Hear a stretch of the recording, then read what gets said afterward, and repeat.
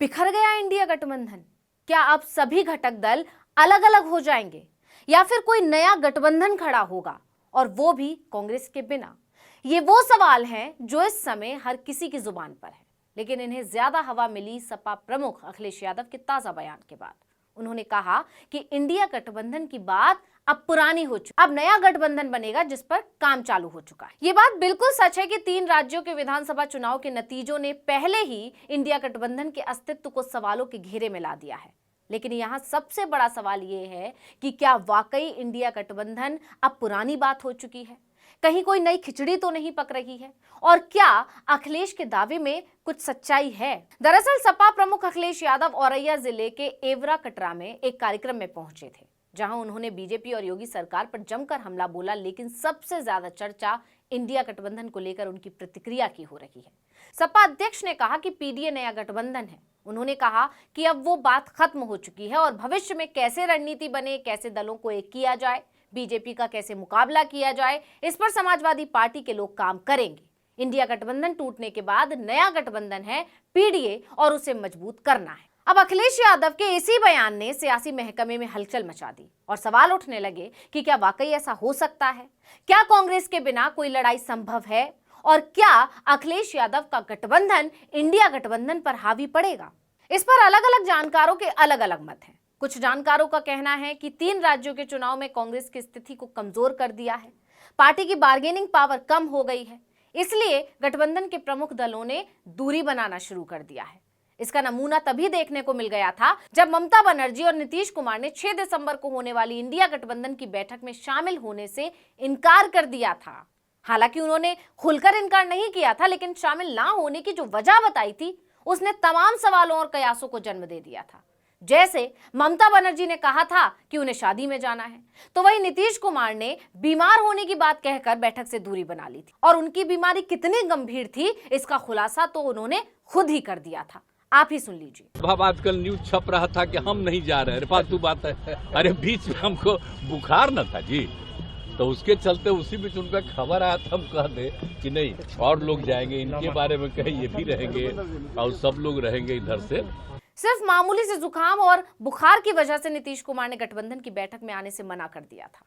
यही नहीं, समाजवादी पार्टी के प्रमुख अखिलेश यादव, झारखंड मुक्ति मोर्चा प्रमुख और झारखंड के मुख्यमंत्री हेमंत सोरेन ने पूर्व निर्धारित कार्यक्रम को हवाला देते हुए इस बैठक से किनारा कर लिया था। एक के बाद एक नेताओं के इनकार से ये बैठक खटाई में पड़ गई। मतलब साफ था कि कांग्रेस की हार ने सभी दलों को निराश कर दिया। हालांकि अब 19 दिसंबर को बैठक होगी।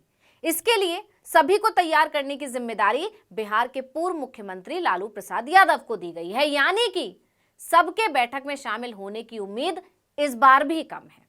इसलिए बैठक में कौन कौन शामिल होगा उससे स्थिति और साफ हो जाएगी कि इंडिया गठबंधन रहेगा या खत्म हो जाएगा। वहीं कुछ जानकारों का कहना है कि अखिलेश यादव और कांग्रेस के बीच तो पहले ही रिश्ते बिगड़े हुए हैं, इसलिए वो बार बार ऐसा बयान दे रहे हैं। इन बिगड़े रिश्तों की वजह क्या है आप सभी जानते हैं। मध्य प्रदेश विधानसभा चुनाव में कांग्रेस ने सपा को एक भी सीट नहीं दी थी, वो भी नहीं जहां से 2018 में अखिलेश की पार्टी के उम्मीदवार को जीत मिली थी। इसलिए अखिलेश यादव ने साफ संदेश दे दिया था कि अब इंडिया गठबंधन में पहले सीट बंटवारा होगा और इसके बाद आगे की बात। उन्होंने ये भी कहा था कि इंडिया गठबंधन के पहले जो बात तय हुई थी, जो जहां मजबूत होगा वो वहां नेतृत्व करेगा और दूसरी पार्टियां वहां उसका सहयोग करेंगी। इंडिया गठबंधन को इसी फॉर्मूले पर आगे बढ़ना होगा। अखिलेश इंडिया गठबंधन से एग्जिट की बात नहीं कर रहे थे, लेकिन साथ ही संकेत ये भी साफ दे रहे थे कि बात अब उनकी शर्तों पर होनी चाहिए। अब सवाल ये भी उठ रहे हैं कि क्या कांग्रेस अखिलेश यादव की इस शर्त पर राजी होगी? अखिलेश यादव को एक बार को नजरअंदाज कर भी दें, लेकिन इंडिया गठबंधन को लेकर कांग्रेस के रवैये से दूसरे दल भी नाराज हैं। ममता बनर्जी ने भी चुनावी राज्यों में क्षेत्रीय दलों को लेकर ग्रैंड ओल्ड पार्टी के रवैये पर सवाल उठाए थे। जनता दल यूनाइटेड के नेता नीतीश कुमार ने भी राज्यों के चुनाव की वजह से इंडिया गठबंधन का कोई कार्यक्रम नहीं होने को लेकर नाराजगी जताई थी। तमाम तरह के बयान मध्य प्रदेश और राजस्थान चुनाव के दौरान इन दलों के सामने आए थे। यानी जो गुट चुनाव से पहले ही कांग्रेस से नाराज चल रहा था, नतीजों ने उसे कांग्रेस पर हावी होने की प्रमुख वजह दे दी। इससे कांग्रेस गिर गई और इंडिया गठबंधन खतरे में आ गया। अब जानकार दावा कर रहे हैं कि या तो कांग्रेस को इनके इशारे पर चलना होगा या इंडिया गठबंधन अब टूट जाएगा। हो सकता है गठबंधन भी दो धड़ों में बंट जाए। अखिलेश, ममता, केसीआर, आम आदमी पार्टी, जेडीयू ये दल एक तरफ हो जाएं। हो सकता है बातचीत शुरू भी हो गई हो, इसलिए अखिलेश कह रहे हैं कि इंडिया गठबंधन पुरानी बात हो चुकी है, अब नया गठबंधन पीडीए है। लेकिन सवाल ये है कि क्या कांग्रेस के बिना बीजेपी के खिलाफ ये लड़ाई इतनी आसान होगी? तो इसको लेकर जानकारों का जवाब है नहीं। इसकी वजह है वोट शेयरिंग। इस पर हमने वीडियो भी बनाया था, आपने देखा भी होगा। इसमें हमने आंकड़ों के आधार पर विस्तार से समझाया था कि कांग्रेस के लिए स्थिति उतनी निराशाजनक नहीं है जितनी की बताई जा रही है, और ये आंकड़े खुद चुनाव आयोग के थे। इसके मुताबिक बीजेपी की स्थिति बेहतर जरूर हुई है, लेकिन कांग्रेस की स्थिति कोई खास कमजोर नहीं हुई है। कांग्रेस अभी भी बहुत मजबूत स्थिति में है, बार्गेनिंग पावर अभी भी उसके हाथ में है। वो चुनाव बेशक हार गई है, लेकिन उसे कमजोर या बेचारा आंकना एक भूल हो सकती है। बिना कांग्रेस के बीजेपी का मुकाबला करना मुश्किल है, और ये बात विपक्षी दल भी बखूबी समझते हैं। इसलिए जानकारों का कहना है कि अभी मामला बेहद पेचीदा है कि आखिर इंडिया गठबंधन का क्या होगा। इसलिए अब सभी की निगाहें 19 दिसंबर को होने वाली बैठक पर टिकी हुई हैं।